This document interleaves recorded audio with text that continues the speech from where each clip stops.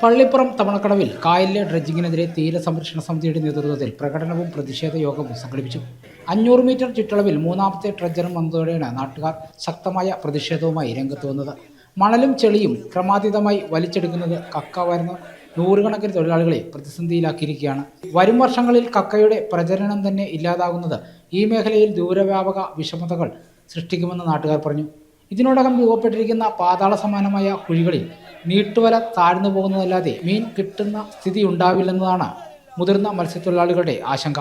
പള്ളിപ്പുറം മട്ടേൽപ്പള്ളി അടക്കം നിരവധി വീടുകൾക്കും ഭീഷണി നേരിടുന്നുണ്ട്. കായലിൽ 3.5 കിലോമീറ്റർ വീതിയുള്ള ഈ ഭാഗത്ത് 200 മീറ്റർ പരിധിയിലാണ് ഈ ഖനനം അനുസൃതമായി തുടരുന്നത്. ഓരോ രാത്രിയിലും കുറഞ്ഞത് 200 വലിയ ടോറസുകളാണ് മണ്ണ് കൊണ്ടുപോകുന്നത്. ഉപ്പുവെള്ള ഭീഷണിയുള്ള ഇവിടം ഇങ്ങനെയൊരു പ്രതിസന്ധിയും നേരിടുകയാണ്. മതിലുകൾക്കും വീടുകൾക്കും വിള്ളൽ വീണ് തുടങ്ങിയതും മറ്റൊരു പ്രശ്നമാണ്. സകല രീതിയിലും ജനങ്ങൾക്ക് ദുരിതമായതോടെയാണ് തീരസംരക്ഷണ സമിതി പ്രതിഷേധം സംഘടിപ്പിച്ചത്.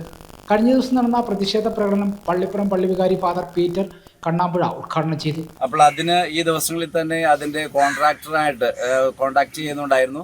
അപ്പോൾ അദ്ദേഹം പറഞ്ഞത് അന്ന് അവർക്കെല്ലാം അനുവാദങ്ങൾ ലഭിച്ചിട്ടുണ്ട്.